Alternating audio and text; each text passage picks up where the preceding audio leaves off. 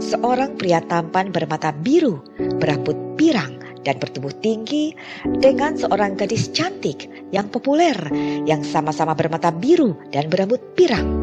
Menggelar acara pernikahan mewah, impian mereka ala Barbie dan Ken di negeri dongeng.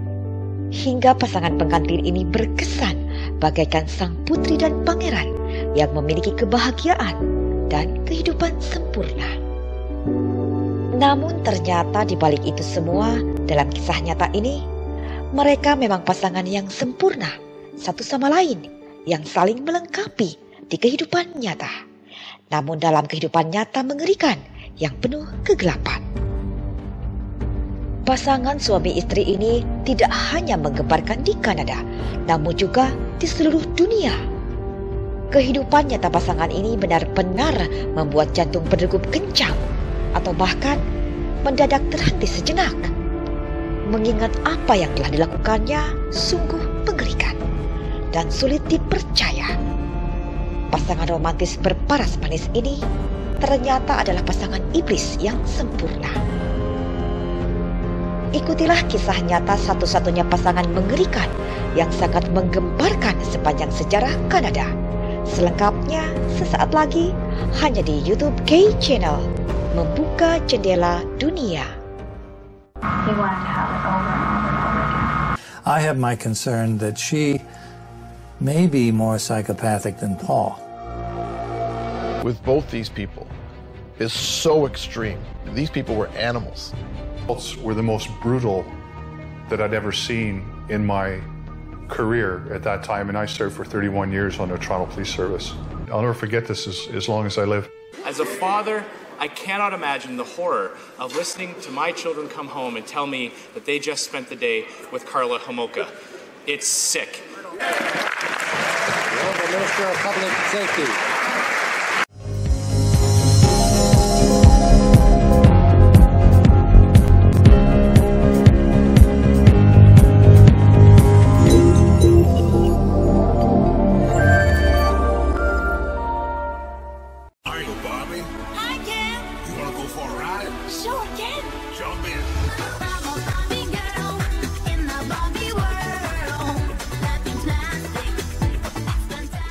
Barbie dan Ken adalah pasangan boneka karakter produksi pabrikan asal Amerika Serikat yang berhasil menjadi produk boneka paling disukai dan terlaris di seluruh dunia sejak peluncuran pertamanya pada 9 Maret 1959. Boneka dengan bentuk fisik manusia yang nyaris sempurna, cantik dan tampan, bermata biru, berambut pirang dan penampilan mempesona menjadi ikon pasangan sempurna, impian bagi banyak orang. Seperti impian pasangan pengantin ini yang menggelar pernikahan mewah ala Barbie dan Ken di negeri dongeng. Dilengkapi dengan kereta kencana yang dinaikinya, tampak bagaikan putri dan pangeran yang berbagi kebahagiaan dan memberikan kesan sungguh sempurna sebagai pasangan. Pasangan ini adalah Paul Bernardo, pria tampan bermata biru, berambut pirang, bertubuh tinggi, berusia 26 tahun ini yang dikenal ramah, menikah dengan seorang gadis cantik yang sama-sama bermata biru dan berambut pirang dengan perbedaan usia 6 tahun lebih muda, Karla Homolka. Mereka menikah pada 29 Juni 1991. You know, it was like, the Barbie and Ken couple. They seemed like the ideal relationship. Karla Homolka had always thought of herself as a princess. She loved Disney characters and she wanted to be a Disney princess, and she planned a wedding. Karla Homolka yang lahir di Ontario, Kanada pada 4 Mei 1970 ini adalah putri dari seorang imigran Cekoslowakia yang berprofesi sebagai salesman, Karel Homolka, dan sang ibu, Dorothy Homolka, seorang asisten administratif sebuah rumah sakit di St. Catharines. Karla tumbuh bersama dua adik perempuannya di rumah yang penuh kasih sayang dari orang tuanya. Sebagai keluarga kecil yang bahagia, di sebuah kota kecil yang tinggal di daerah kompleks kelas menengah. Masa kecil Carla banyak dihabiskan bermain boneka Barbie dan memimpikan suatu saat nanti ia akan menikahi pangeran tampan dalam pernikahan ala Barbie dan Ken di negeri dongeng. Carla dikenal pintar dalam hal lain, tapi bukan dalam pelajaran di sekolahnya. Carla yang berambut pirang, bermata biru, energik dan pandai bergaul ini menjadikannya sangat populer di sekolahnya. Hingga tak sedikit teman-teman pria di sekolahnya yang mengagumi Carla dan ingin berkencan dengannya. Child playing Barbie dolls, but wasn't at all shy or weak. She was naturally bright, but not diligent when it came to her studies. She went from being the very popular blonde, always had a date, or at least a couple of guys who wished they had a date with her. Di masa remaja Carla yang sangat populer itu, ia memiliki banyak pacar. Dan di masa remajanya itu juga, ia tiba-tiba menyukai hal-hal berbau kegelapan, seperti dunia mistis, bermain papan Ouija, dan menyukai hal-hal yang berkaitan dengan kematian.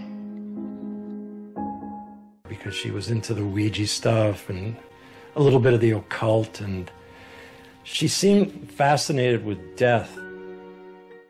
Carla yang menyukai hewan peliharaan seperti anjing, membawanya bekerja paruh waktu di sebuah toko hewan peliharaan saat berusia 17 tahun. Dan ketika di usianya itu, ia menghadiri konferensi toko hewan peliharaan di sebuah hotel di Toronto pada 17 Oktober 1987 yang membawanya bertemu dengan pria impiannya dan jatuh cinta saat pertama kali berkenalan di lounge hotel di mana ia menginap saat itu. Hingga perkenalan pertama kali Carla pada waktu itu berakhir di tempat tidur.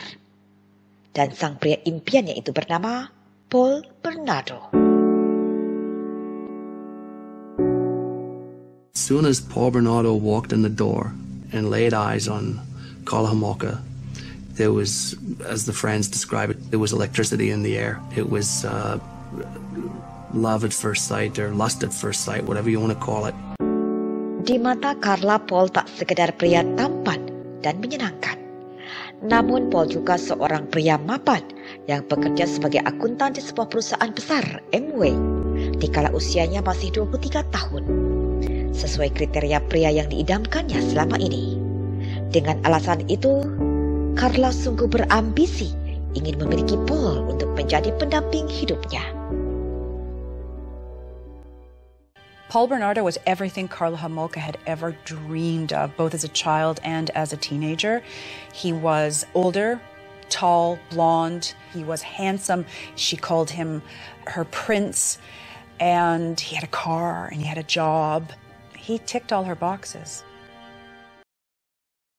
Paul Kenneth Bernardo, atau lebih dikenal sebagai Paul Bernardo, adalah putra dari Kenneth Bernardo dan Marilyn Bernardo, yang memiliki dua putra-putri lainnya bernama Debbie Bernardo dan David Bernardo. Masa kecil Paul digambarkan sebagai anak laki-laki yang selalu terlihat bahagia. Ia sangat banyak tersenyum. Ia sangat imut. Ketampanan, nusuk bibit, dan senyum manisnya membuat banyak ibu-ibu yang gemas ingin mencubit pipinya setiap kali mereka melihat Paul. Apalagi Paul diketahui anak yang sopan, santun, berprestasi di sekolah, aktif dalam olahraga bela diri karate, dan aktif dalam kegiatan pramukanya, menjadikan Paul sebagai anak sempurna yang diinginkan para orang tua saat itu.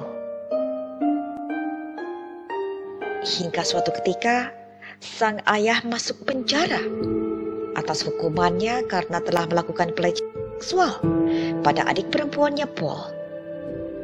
Dan ketika Paul berusia 16 tahun, sang ibu memberitahukan Paul bahwa ia bukanlah putra kandung dari Kenneth Bernardo yang ia anggap selama ini sebagai ayah kandungnya.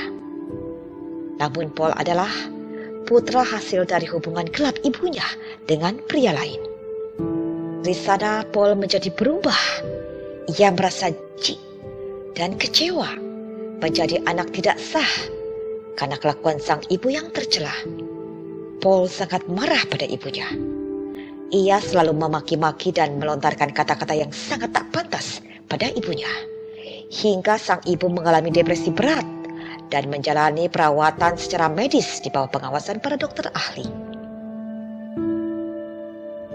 Perbuatan sang ayah pada adik perempuannya dan perbuatan sang ibu yang membangkitkan kemarahannya membawa Paul pada kondisi gangguan psikologis. When Bernardo found out that he was a result of an extramarital relationship, he became rather angry, became angry at his mother. I don't think he identified with his stepfather very much. I think he really hated him. Paul mulai mengembangkan fantasi seksual yang gelap. Ia mulai sering mengintip rumah-rumah tetangga. Dan ketika ia kuliah di University of Toronto, Scarborough pada 1982, ia sangat menikmati mempermalukan dan melakukan kekerasan pada teman-teman wanitanya yang ia ajak kencan. Hingga mereka semua memutuskan hubungannya dengan Paul. Paul memang benar-benar berubah. Fantasi gelapnya kini semakin meningkat. Ia mulai menguntit gadis-gadis belia yang turun dari bis kala larut malam. Aksi pertamanya dimulai pada 4 Mei 1987. Ia menguntit seorang wanita berusia 21 tahun hingga di depan rumah orang tua wanita itu, lalu menyerangnya dan melakukan pemerkosaan. 10 hari kemudian, pada 14 Mei 1987, ia melakukan hal yang sama pada seorang wanita berusia 19 tahun di halaman belakang rumah orang tua wanita tersebut. Fantasi gila Paul itu telah melekat sebagai sebuah keinginan yang harus ia penuhi untuk memuaskan hasratnya. And just follow her. And you know, if she went a long distance or down a dark street, he attacked. Paul terus melakukan nafsu iblisnya pada gadis-gadis belia mulai usia 15 tahun hingga 22 tahun. Yang dilakukannya hampir setiap bulan selama bertahun-tahun. Kejadian itu telah menimbulkan kegemparan dan ketakutan masyarakat Scarborough. Karena polisi belum juga berhasil menangkap si pelaku. Karena informasi para korban yang sulit mengenali pelaku yang menyerangnya dan memperkosanya dari belakang. Was to warn women not to travel alone at night. Everybody knew about the Scarborough rapist. Everybody was on their guard, and it was a nightmare for many young women, and it was a real nightmare for the women who unfortunately happened to be pounced on by him. He threatened the victims that he would do harm to them if they made any noise. He scared them, like they were, literally afraid for their lives. If they screamed, he would kill them. People were scared stiff for a very long time. So although they're attacked on their own property with family inside, they weren't able to call for help. They couldn't figure out where he was going to attack next. Everybody was on guard, and yet the raids continued. He escalated in his violence, and some of the violence towards victims was unspeakable. One of the most horrifying things is that he seems so normal. I believe that this is quite common in psychopathic personalities. They are often very charming, entertaining, life of the party kind of people. They did say, if you don't get this guy, you can see from the way he's escalating, he will turn to murder. So there's no doubt that the fact that he wasn't getting arrested made him bolder. Hingga suatu hari pada musim gugur 1987, ia mulai berkencan dengan Karla Homolka yang terobsesi pada Paul dan rela melakukan apa saja untuk Paul, hingga Karla memanggil Paul pangeran. Hal itu membuat Paul cukup tertarik pada Karla. Paul yakin bahwa Karla bisa menjadi belahan jiwanya yang rela melakukan apapun untuknya. Apa yang diyakini Paul ternyata terbukti. Paul dan Carla menjadi pasangan dengan kombinasi sempurna yang mematikan. For Bernardo, he'd found his soulmate. He'd found the woman who would do anything, and ultimately she did do anything.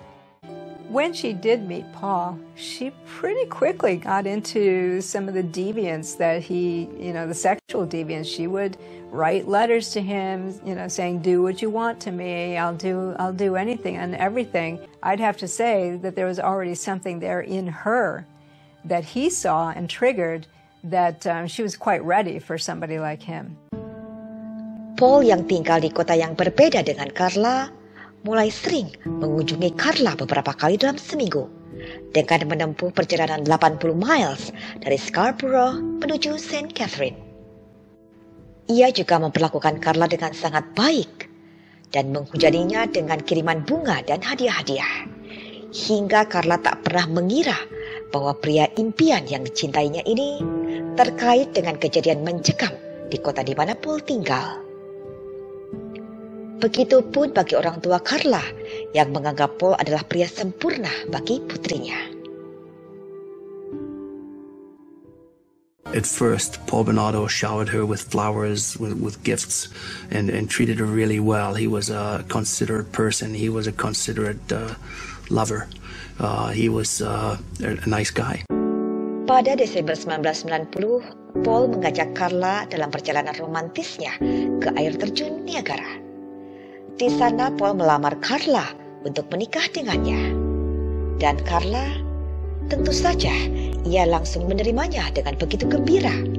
Begitupun oleh orang tua Carla yang turut gembira atas kabar tersebut dan meyakini mereka akan segera memiliki menantu yang sempurna.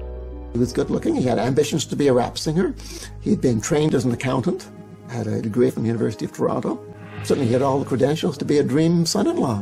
He's very manipulative, chronic liar, narcissistic. By that I mean he is very self-centered. He considers himself to be the center of the universe.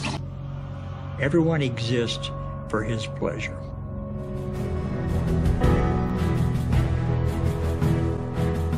1 bulan sebelumnya, polisi terus melakukan penyelidikan. Informasi dari para korban terus dikumpulkan, hingga berhasil tergambar dalam sketsa yang kemudian dirilis di media pada November 1990. Sekitar 700 pria berpotensi mirip dengan sketsa tersebut, lalu mengerucut menjadi 120 pria. Dari 120 pria tersebut, satu persatu diinterogasi sambil melakukan tes DNA, yang tentu saja memerlukan waktu yang cukup lama untuk mendapatkan hasilnya, terkait dengan teknologi yang ada pada masa itu. Dari 120 pria tersebut, termasuk nama Paul Bernardo muncul. Ia juga turut melakukan tes DNA dan diinterogasi di kantor polisi. Because he had this sweet boy look and charm, he was able, as any good psychopath can, to cover and charm people and make them believe that he's innocent. Paul yang telah menjadi tunangan Carla kini pindah ke St. Catherine dan tinggal di rumah orang tua Carla untuk sementara waktu, sampai Paul dan Carla mendapatkan tempat tinggal sendiri. Orang tua Carla menyambut gembira kehadiran calon menantu sempurna di rumahnya. Begitupun adik-adik Carla yang turut gembira karena telah menganggap Paul sebagai kakaknya sendiri. Khususnya bagi adik Carla berusia 15 tahun, Tammy, yang tanpa disadari, Tammy justru menjadi target utama Paul selanjutnya. Karena Tammy adalah gadis yang masih terjaga kesuciannya. Sementara Carla sudah tidak perawan saat pertama kali Paul dan Carla melakukan hubungan dewasa. Paul had this thing for virgins, and Carla had boyfriends before Paul, and he liked women who had, never had sex. They were virgins. And she was the virgin that Carla wasn't. The closest person to her who was a virgin was her youngest sister, Tammy. Paul mulai membujuk Carla atas keinginannya untuk berhubungan dengan Tammy. Carla yang sangat mencintai Paul dan menyadari bahwa ia sudah tidak lagi perawan, ingin menyenangkan Paul dengan mengabulkan apapun yang diinginkan Paul, termasuk melepaskan hasrat terlarangnya pada sang adik sebagai hadiah hari Natal dari Carla untuk Paul. Paul Bernardo began pressuring Carla into arranging for him to take the virginity of her baby sister. She's also a further test. How far is Carla willing to go to appease him, to please him? Carla mulai merencanakan hadiah persembahannya berupa sang adik untuk Paul. Di tempat kerjanya, Carla mengambil obat penenang untuk hewan dan membawanya pulang ke rumah. Suatu malam pada 23 Desember 1990, setelah orang tua Carla pergi ke kamar tidurnya yang terletak di lantai atas, lalu Carla meminta Tammy, sang adik, untuk menemaninya bertiga dengan Paul menikmati minuman koktail sambil mengobrol di ruang keluarga di lantai bawah. Beberapa saat setelah Tammy menghabiskan minumannya yang telah dicampurkan dengan obat penenangan oleh Carla, ia tidak sadarkan diri. Dari sanalah Carla dan Paul melakukan aksi bejatnya pada sang adik. Mereka berdua melakukan aksi keji sambil merekamnya dengan video recorder. Everybody went to bed except the three of them. They had Tammy drinking, got her drunk. And as she passed out, they basically raped her in every possible way. The two of them participated in this rape. You know, I'm a parent. Sorry. How could somebody set up her own sister? Like, how does somebody do that? Saat mereka selesai melakukannya, tiba-tiba Tammy tersedak dan muntah-muntah. Carla dan Paul segera berpakaian, lalu menyembunyikan video recorder dan menelpon 911. Saat tim paramedis tiba, Carla dan Paul mengatakan mereka mencoba membangunkan Tammy karena pingsan setelah meminum koktail. Dan itulah mengapa pipi Tammy menjadi memerah seperti terbakar. Lantas Tammy dilarikan ke rumah sakit. Dan beberapa jam menjelang hari Natal, Tammy tak dapat tertolong. Tammy sudah meninggal. Penyebab Tammy meninggal dinyatakan sebagai kecelakaan tragis yang bisa menimpa pada remaja manapun bila meminum minuman beralkohol dengan waktu bersamaan mengkonsumsi obat-obatan. Sebulan setelah Tammy meninggal, Paul dan Carla pindah ke rumah barunya yang mereka sewa di 57 Bayview, Dr. Portland Dalhousie, di sebuah kota kecil dekat St. Catherine. Dan di rumah inilah pertama kalinya Paul mengakui bahwa ialah yang melakukan sejumlah pemeriksaan di Scarborough beberapa tahun ini yang belum berhasil dipecahkan pihak kepolisian yang ia beberkan pada Carla. Dan respon dari Carla sungguh mengejutkan. Ia sama sekali tidak marah, kecewa, apalagi meninggalkan Paul. Justru ia tak tergoyahkan dan semakin mantap untuk tetap menikah dengan Paul. Carla yang tak terlihat menyesal setelah apa yang dilakukannya pada Tammy hingga sang adik meninggal, Carla memaksa orang tuanya untuk tidak berlarut-larut dalam kesedihan atas meninggalnya Tammy dan meminta orang tuanya untuk menyegerakan acara pesta pernikahannya dengan Paul. Carla was pressuring her parents to go ahead with the wedding, and she wrote to a friend how angry she was that her parents were taking so long, months, to get over Tammy's death because she wanted all of the attention back on her for her wedding. Pada 15 Juni 1991, 2 minggu sebelum acara pernikahannya, Paul pulang tengah malam. Lalu ia membangunkan Carla yang tengah tertidur pulas. Paul memberitahu Carla bahwa ia membawa sebuah kejutan Kejutannya itu, ternyata seorang gadis berusia 14 tahun.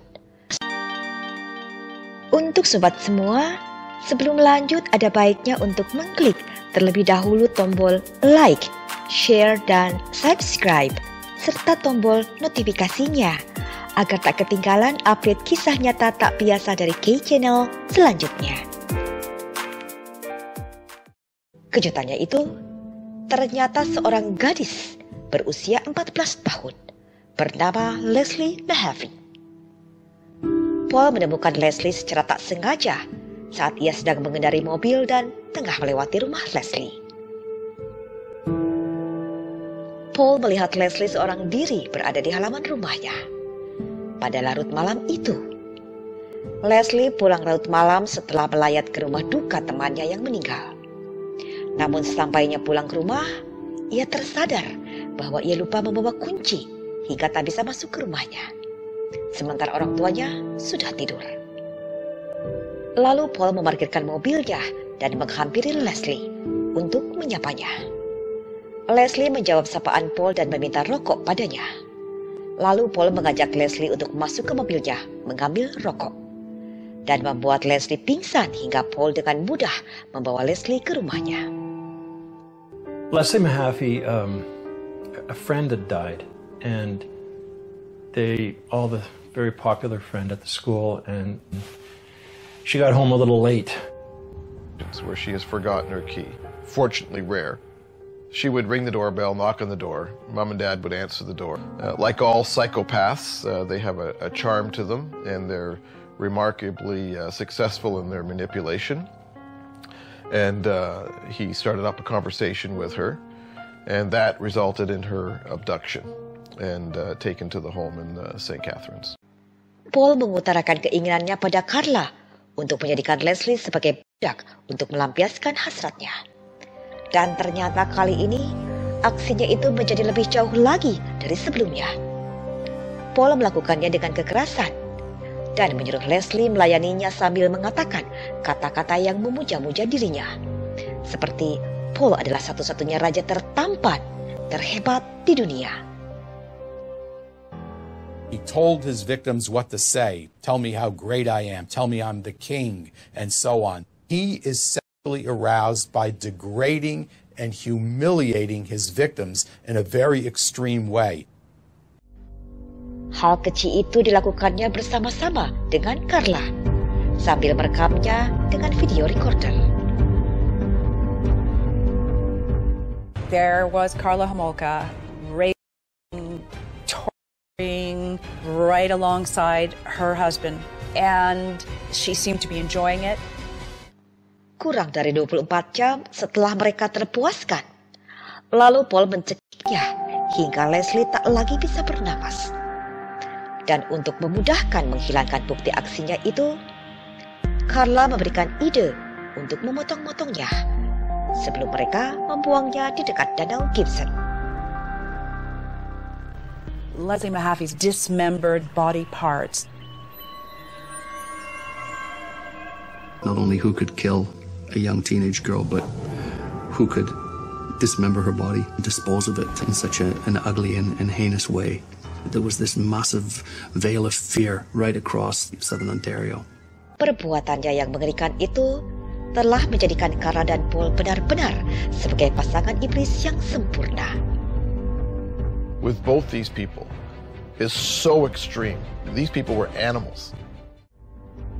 Pada 29 Juni 1991, para petugas kepolisian bergegas datang ke lokasi penemuan potongan tubuh yang telah dilaporkan seorang nelayan setempat, yang kemudian teridentifikasi sebagai Leslie Mahaffey, berusia 14 tahun, di mana selama 2 minggu ini polisi tengah mencari Leslie setelah orang tuanya melaporkan telah kehilangan putrinya.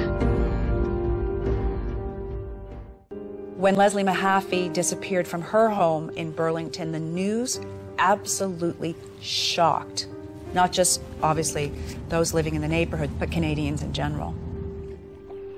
We're now dealing with someone who is demented in the extreme, a psychopath.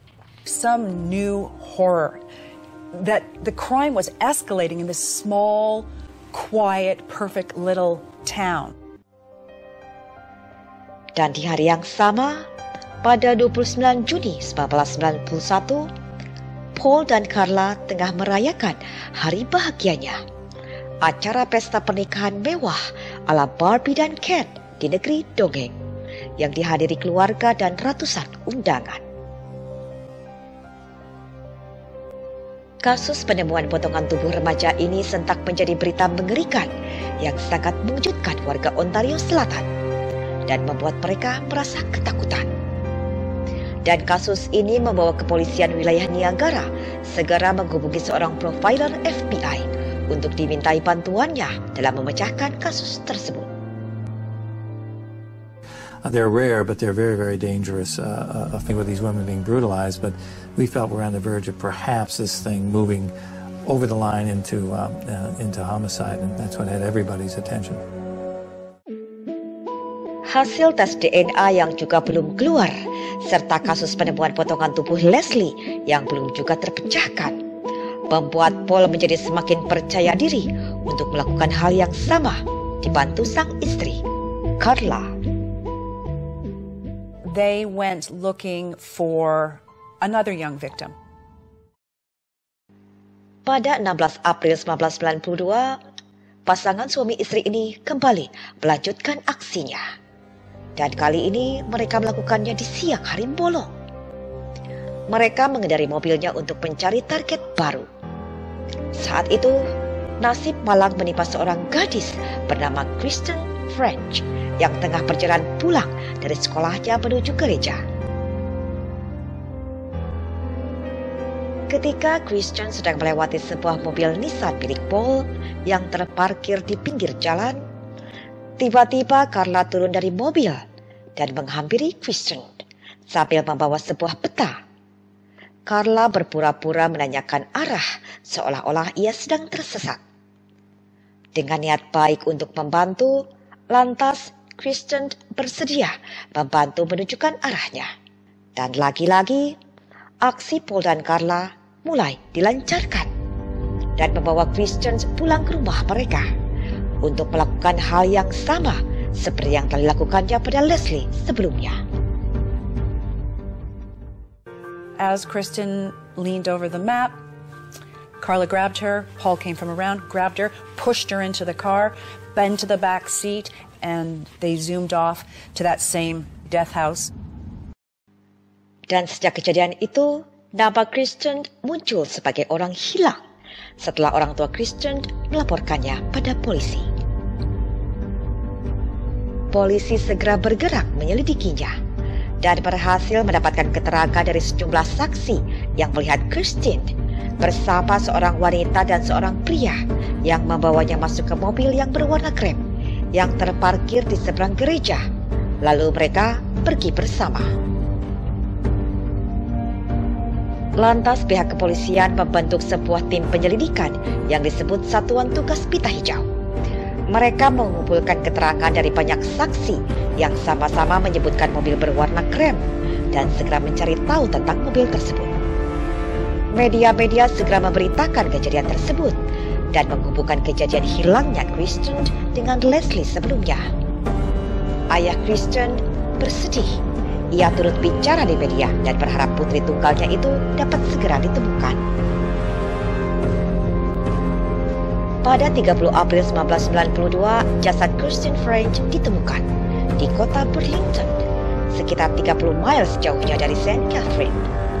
Jasad Kristen terkucur kaku di dekat pemakaman di mana Leslie dimakamkan. Tim kepolisian meyakini bahwa kasus ini berkaitan dengan kasus Leslie, di mana pelakunya adalah orang yang sama. By the time Kristen French's naked, torn body was discovered in a ditch in Burlington, everybody was on high alert. Just the brutality of it was gruesome. What can I say? Pada Januari 1993, proses tes DNA selama 2 tahun itu akhirnya membuahkan hasil. Dari ratusan pria yang telah menjalani tes DNA, sampel dari Paul Bernardo teridentifikasi sebagai pria yang bertanggung jawab atas 15 kasus pemerkosaan dan 3 kasus percobaan pemerkosaan di kota Scarborough. Tim penyelidikan mulai menemukan titik terang. Mereka mengidentifikasikan Paul sebagai tersangka utama pemerkosa di Scarborough dan menjadi tersangka utama atas kasus pembunuhan Leslie dan Kristen di kota di mana Paul telah pindah tempat tinggal. Di bulan yang sama pada Januari 1993, hubungan pasangan suami istri ini mulai tak harmonis. Mereka sering bertengkar dan Paul melakukan KDRT terhadap Carla hingga Carla terluka dan membuat kedua matanya memar parah. He started living in his delusional world and he started getting abusive with Carla.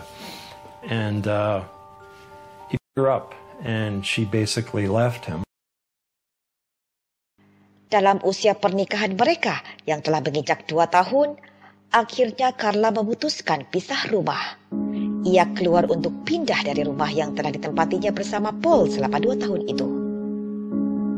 Dan di waktu yang bersamaan kala Carla pindah dari rumah, kepolisian Toronto menghubungi Carla untuk mendiskusikan penemuan hasil tes DNA yang teridentifikasi adalah suaminya, Paul Bernardo.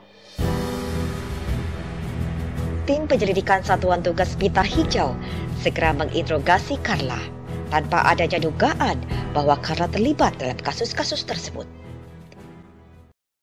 Saat itu Carla mulai mengkhawatirkan dirinya. Lalu ia menceritakan semuanya pada orang tuanya, yang lantas orang tuanya menasehati Carla untuk segera didampingi pengacara dan berkata yang sebenarnya. Dalam ruang interogasi, akhirnya Carla memberitahu polisi bahwa memang benar sang suamilah pelaku dari 18 kasus pemerkosaan di Scarborough dan pelaku pembunuhan Leslie Mahaffey dan Christian French, serta pada adiknya, Tammy, hingga menyebabkan Tammy meninggal. Dalam semua pengakuannya itu, Carla mengatakan bahwa dalam keterlibatannya, Carla sepenuhnya menyalahkan Paul karena telah memaksanya terlibat dalam aksi mengerikannya itu. Hingga ia tak berdaya dan tak punya pilihan lain lagi selain menuruti apa yang disuruh oleh Paul. He kept on pushing and pushing and pushing, and finally I said okay, and thinking that it wouldn't be, it would just be one time, that's it. Well, he killed Leslie because she could identify him. Okay, the reason why he started bringing me home was because he wasn't satisfied with just like raping and leaving. He wanted to have it over and over and over again. That's why his ultimate fantasy was to have like sex slaves, to keep constant beatings. And that freaked me out even more. He should have slapped me in the face because I was really hysterical then. So he went over to her and he did the same thing. He strangled her more. And I think I watched that time because what the hell, she's dead anyway. Like her feet were tied with that electrical cord that he'd used to kill Leslie. He anally raped her and then he strangled her after he was done. It stands out really clear in my mind because the night before I left him, he did the exact same thing to me, only he didn't kill me. Because he wanted to keep her for longer, and I didn't want to. Like, I was going to work. I didn't want to go to work knowing that this girl was in my house and she could escape so easily, and I was afraid. So I didn't suggest to him that we kill her on Sunday, but I knew that she had to. It wasn't until Karla Homolka went screaming to police about the fact that she'd been beaten up by Paul Bernardo that the case began to crack. She said, yeah, he confessed to me about the Scarborough rapes, and he was arrested after that. Carla juga menyebutkan tentang aksi mengerikan yang mereka lakukan. Semuanya telah mereka abadikan dalam koleksi rekaman video. Pada 17 Februari 1993, akhirnya Paul Bernardo ditangkap.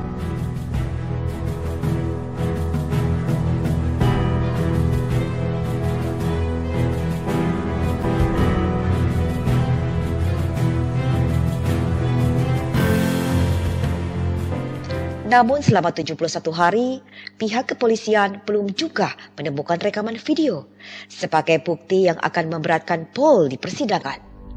Hingga Paul tak lagi bisa menyangkal semua perbuatannya. Sementara Carla, ia tidak bersedia untuk bersaksi, kecuali ada perjanjian yang disepakati terlebih dulu untuk memberikan keringanan hukuman baginya. Dan selama proses persidangan, ia meminta tidak ada yang dipublikasikan secara luas, khususnya di media. Akhirnya pihak kepolisian sepakat membuat perjanjian tersebut, yang kemudian perjanjian itu dikenal luas sebagai perjanjian dengan iblis. Sebutan perjanjian dengan iblis itu muncul setelah polisi akhirnya menemukan bukti rekaman video aksi mengerikan Paul dan Carla, di mana dalam video tersebut sangat jelas bahwa peran Carla bukan sebagai orang yang tertekan, yang terpaksa harus membantu aksi mengerikan sang suami. Tetapi peran Carla ternyata sama dengan sang suami, yang sama-sama melakukan aksi mengerikan, yang sangat mengejutkan, dan membuat pihak kepolisian yang menonton video tersebut mendadak kaku, seperti tak lagi bisa merasakan detak jantungnya saat melihat aksi yang paling mengerikan yang pernah ada sepanjang sejarah Kanada. I have my concern that she may be more psychopathic than Paul. He had met a woman who was horrified. The sexual assaults were the most brutal that I'd ever seen in my career at that time, and I served for 31 years on the Toronto Police Service. I'll never forget this as long as I live. Probably with a history of sexually violent crimes, a history of domestic violence. He would beat his domestic partners. Disbelief that such an attractive man and such a beautiful young girl could team up and be involved in something so bad. The mini cassette tapes actually had writing on them in Carla's hand. Things like Kristen, Leslie, Paul, and me with hearts and flowers on it, like little stickers. On videotape, Paul rapes her, and so does Carla. Sex with her own sister. Put Tammy under, and then have assault her, and that way they could have their threesome. We have Carla dressing in Tammy's clothing, trying to entice Paul without any remorse at all.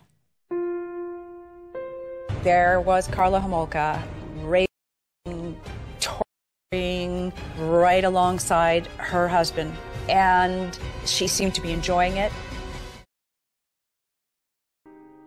He used Homolka for his own needs, and Homolka fed off Bernardo to satisfy her own needs. How big this case was, and how brutal and how awful and how psychologically twisted this case was. Dan Carla bersama Paul terlihat sangat menikmati aksi mengerikannya tersebut. Pihak kepolisian sudah terlanjur menyepakati perjanjiannya dengan Carla dan harus tetap berkomitmen, sehingga Carla hanya dijatuhi hukuman 12 tahun penjara. Dan polisi memberikan peraturan pelarangan mempublikasikan proses persidangan secara luas. Kala itu dengan alasan demi kelancaran proses persidangan. Hal itulah yang membuat publik merasa kecewa dan marah, serta mengecamnya. Mereka menyebutnya perjanjian dengan iblis abad ini. 18 Mei 1995 adalah hari pertama persidangan Paul Bernardo di pengadilan Toronto. Ia mengaku tak bersalah atas sejumlah tuduhan tersebut. Kemudian pada 19 Juni 1995, Karla Homolka yang baru resmi bercerai dengan Paul menjadi saksi melawan mantan suaminya, Paul Bernardo, di pengadilan. People line up for blocks to try and get a seat inside. Dan akhirnya pada 1 September 1995, pengadilan memutuskan bahwa Paul Bernardo yang kala itu berusia 31 tahun terbukti bersalah atas semua tuduhan. Ia dijatuhi hukuman seumur hidup tanpa adanya kemungkinan mengajukan pembebasan bersyarat. Karena ia dianggap sebagai pelanggar berbahaya yang bisa membahayakan orang lain hingga tidak mungkin ia akan dibebaskan dari penjara.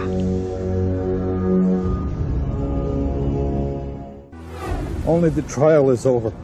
Leslie is still not coming home. Paul kemudian ditempatkan di lembaga permasyarakat Kingston dengan sistem pengamanan maksimum. Namun kemudian ia dipindahkan ke institusi Millhaven dari tahun 2013 hingga sampai saat ini. Sementara Carla, setelah 12 tahun menjalani hukumannya, akhirnya pada 4 Juli 2005 ia dibebaskan saat usianya 35 tahun. Namun ia tak mungkin lagi kembali ke kota asalnya, ke St. Catherine. Apalagi setelah orang tua Carla yang sudah lama tidak mau lagi berhubungan dengan Carla. Sejak orang tuanya tahu apa yang sebenarnya telah Carla lakukan pada adiknya sendiri. Setelah pembebasannya, Carla lalu menikah dengan saudara laki-laki mantan pengacaranya, Ferry Budleys. Kemudian Carla menambahkan namanya menjadi Carla Lynn Homolka. Pasangan ini kemudian tinggal di Quebec dan memiliki putra pertamanya pada tahun 2007. Lalu pindah ke Antilles untuk menghindari pengawasan media. Namun media terus mencari tahu kabar dan keberadaan Carla untuk memenuhi rasa penasaran publik yang khawatir setelah pembebasan Carla. Pada tahun 2013, Carla Homolka untuk pertama kalinya muncul ke publik dalam sebuah wawancara televisi di Radio Canada. Ia mengatakan bahwa dia berhak mendapatkan privasi karena dia menganggap dirinya sebagai korban Paul Bernardo. Carla memohon empati karena pada saat ia melakukan kejahatan, ia masih berusia remaja yang masih rentan dan putus asa. Namun publik tetap pada pandangannya. Pada tahun 2016, saat Carla telah memiliki 3 anak dari suaminya, Ferry, penduduk Saint-Vague menyatakan keprihatinan atas tempat tinggal Carla di kota mereka. She's here? Oh my God. Makes you uncomfortable. Lalu pada tahun 2017, Carla ditemukan awak media sedang mengantar jemput putra-putrinya di sekolah taman kanak-kanak dan sekolah dasar Kristen swasta di Montreal. Awak media ingin mewawancarainya, Carla terus menghindar dan menolak diwawancarai. Carla, can I ask you a question? Do you volunteer or work at the school? Who are you? You know who I am. No, I don't know who you are. Who are you? I'm a news reporter. Well, good for you. Kemudian para orang tua mengetahui keberadaan Carla di sekolah tersebut, yang menimbulkan reaksi penolakan keberadaan Carla. Bahkan diketahui bahwa Carla sesekali menjadi sukarelawan kegiatan perjalanan studi murid-murid sekolahan tersebut, yang membuat para orang tua merasa keberatan dan kecewa. Mereka bersuara keras hingga ke parlemen, mempermasalahkan keberadaan Carla di lingkungan anak-anak sekolahan yang membuat kekhawatiran para orang tua murid. That one of Canada's most notorious serial killers is now volunteering at a school. As a father, I cannot imagine the horror of listening to my children come home and tell me that they just spent the day with Carla Homolka. It's sick. When will the Prime Minister close this loophole that's allowing this to happen? Minister of Public Safety. Menteri Keselamatan Publik dan Kesiapsiagaan Darurat Kanada mengatakan bahwa sistem yang ada telah memastikan sekolah dan gereja dapat mengakses informasi hingga mereka bisa membuat keputusan yang terinformasi dan bijaksana dalam mengorganisir sukarelawan.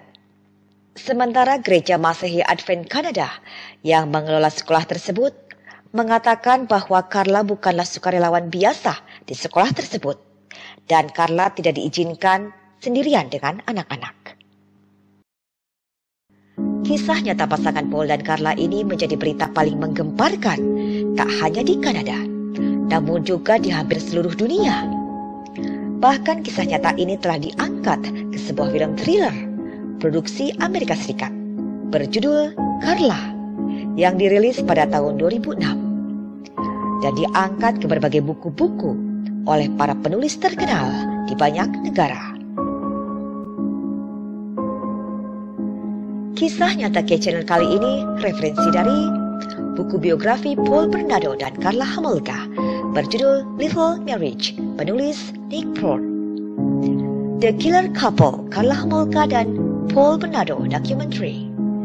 Disturbing Case of Ken and Barbie Killers, Our Love documentary. The Perfect Couple, Ken and Barbie Killer documentary. NBC News. Montreal Gazette Media, Toronto Star Media, City News TV Toronto, Radio Canada, Toronto Sun Media, dan Fox Bliss Media.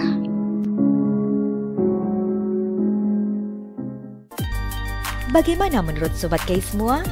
Silakan berbagi pendapatnya yang tentunya dengan sikap bijak dalam menerima berita dari berbagai media baik dari luar negeri maupun dalam negeri ke kolom komentar. Dan jangan lewatkan berita lainnya yang berbeda selanjutnya di Kay Channel.